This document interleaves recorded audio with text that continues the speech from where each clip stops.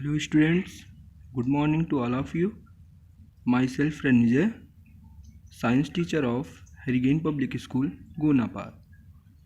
Today we will discuss the first chapter of class 8th crop production and its management. इस chapter में हम लोग crop की उत्पत्ति और उसके मैनेजमेंट को समझने की कोशिश करेंगे. तो in this chapter the first question is who is the father of green revolution.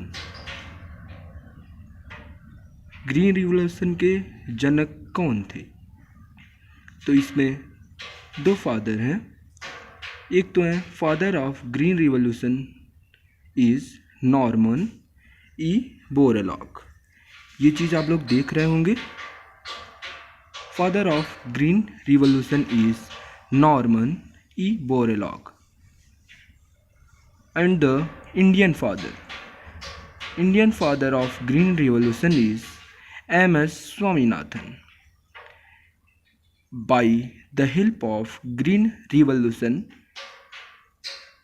we taken the some steps to increase the productivity of crops that we were cultivated in the field.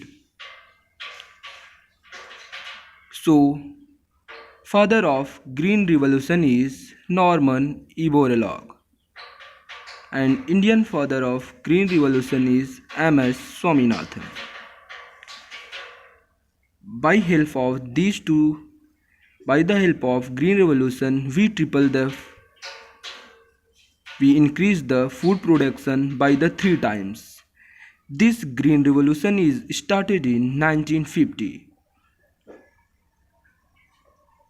By the help of green revolution, we increases the productivity of crops that were cultivated by the farmers. Green revolution की मदद से हमने किसानों की बहुत ढेर सारी समस्याओं का समाधान कर दिया. तो इसके फादर कौन थे? Father of green revolution is Norman E Borlaug and Indian father of green revolution is M.S. Swaminathan. Green revolution is stabilise in 1960. Green revolution सबसे पहले 1960 में स्थापित किया गया. तो फर्स्ट क्वेश्चन में हम लोग ये समझे कि ग्रीन रिवॉल्यूशन के फादर कौन थे. सबसे पहले ग्रीन रिवॉल्यूशन शुरू किसने किया? तो इसमें हमको ये पता चला कि ग्रीन रिवॉल्यूशन के फादर नॉर्मन ई बोरलॉग जी थे और इंडियन फादर M.S. स्वामीनाथन थे. ग्रीन रिवॉल्यूशन का जो स्टार्टिंग था वो 1960 में किया गया. पहले क्वेश्चन में इस चैप्टर में हम लोग ये चीज़ समझे हैं. Then next question is why your country is known as agriculture country. हमारा जो कंट्री इंडिया है उसको एग्रीकल्चरल कंट्री क्यों माना जाता है? इस क्वेश्चन के वेरीफाई करने के लिए इसमें दो आपको डाटा याद करना होगा. उसमें फर्स्ट वन इसका जो मेन रीज़न है is that because 66% of population were employed by its sector. India जो एम्प्लॉयमेंट के मामले में जो 66% पॉपुलेशन के लोग हैं उनको एकमात्र एग्रीकल्चर ही सहारा है. 66% लोगों को ये रोज़गार दे रही है. इसीलिए India is known as agricultural country. So I want to repeat this question again. Why your country is known as agricultural country? Because of 66% of population were employed by its sector. That's why India were known as agricultural country है। 66% लोगों को ये रोजगार देने में मदद करता है, इसीलिए इंडिया को एग्रीकल्चरल कंट्री माना जाता है। Then the third question is, I hope that you will able to understand these both question.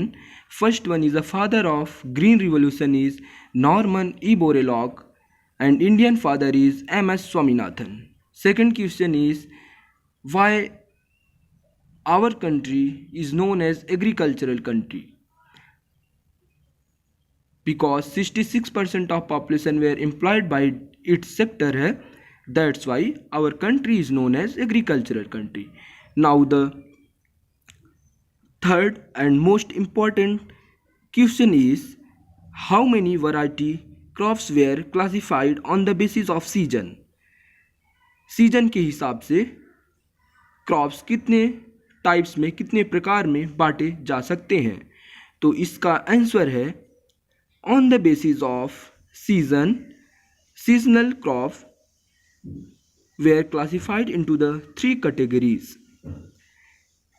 By the help of this cycle, we were able to understand how the different crops were classified on the basis of different types of season. Then the first crop is Kharif crop. Kharif crop growing season is June to October. Kharif crop वो crop होता है जिसका growing period, पहले तो sowing होता है, पहले बीज को बोया जाता है, तो उस पीरियड को क्या कहते हैं? Sowing period. सोइंग, आप बीज को बो दिए, फिर इसके बाद अब बारी है उसको कल्टीवेट करने की, काटने की। तो आपका ये ग्रोइंग सीजन जो होता है वो होता है जून टू अक्टूबर। ये आपका खरीफ क्रॉप होता है। तो खरीफ क्रॉप में आप लोग 2 example you have to learn. First one is a maize, मक्का और सोयाबीन। सोयाबीन की सब्ज़ी आपके घर बनती होगी, आई hope that. So kharif crop में आपको 2 चीज़ें याद करनी है, वो ये है कि ग्रोइंग सीजन कब है और उसका एग्जाम्पल कौन सा है। तो ग्रोइंग सीजन आपका जून टू अक्टूबर है और इसमें 2 एग्जाम्पल मेज एंड सोयाबीन है। Okay, then next is rabi crop. Rabi crop growing in winter season. Winter season में, ठंडी के सीजन में रबी क्रॉप ग्रो करते हैं। ये जो सीज़न होता है अक्टूबर से लेके मार्च तक, पूरा जो सीज़न होता है वो रबी क्रॉप के लिए होता है। रबी क्रॉप में हम लोग का जो ग्रो करने वाला प्लांट्स होता है, जो ग्रो कर सकते हैं, वो होता है वीट। वीट जो गेहूं की जो खेती होती है, वो ग्रोइंग सीजन जो होता है उसके लिए सबसे बढ़िया कंडीशन जो होता है, अक्टूबर में आप सो कर दीजिए, सीड को बो दीजिए। अक्टूबर से लेके मार्च तक पूरा ये जो टाइम पीरियड होता है, ये सबसे बढ़िया गेहूं के लिए होता है, October to March. So in rabi crop you have to learn that rabi crop growing in winter season, that is October and March. इसमें आपको एग्जाम्पल एक याद जरूर करना है, वो है वीट। वीट गेहूं जो रबी क्रॉप में आता है। खरीफ क्रॉप में 2 एग्जाम्पल आता है, मेज और सोयाबीन, जिसकी खेती जून से अक्टूबर का ये जो टाइम पीरियड होता है उसके बीच में होता है। और ये जो रबी क्रॉप है उसकी जो खेती होती है वो होती है अक्टूबर से लेके, इसकी जो खेती होती है वो होती है अक्टूबर से लेके मार्च तक। ठीक है, ये जो हम लोग का नेक्स्ट है वो है जैद क्रॉप। जैद क्रॉप जो है तीसरे टाइप का और लास्ट टाइप का ये जो क्रॉप है, उसका जो सोइंग पीरियड होता है, वो जो क्रॉप ग्रो किया जाता है वो होता है मार्च से अगस्त तक। ये जो हम लोग सो करते हैं, जो सीड को बोते हैं, वो इसका सबसे बढ़िया जो फेवरेबल कंडीशन होता है वो होता है मार्च से लेके अगस्त तक। तो इसमें किसकी खेती होती है? वो होती है मूंग की खेती। मूंग की खेती जो होती है वो मार्च में आप सीड को सो कर दीजिए, सीड को बो दीजिए, मार्च से लेके अगस्त तक आपकी मूंग की खेती होती है। ओके, तो इसमें आपको 3 चीज़ें बहुत अच्छे से, very carefully you have to learn that. First one is a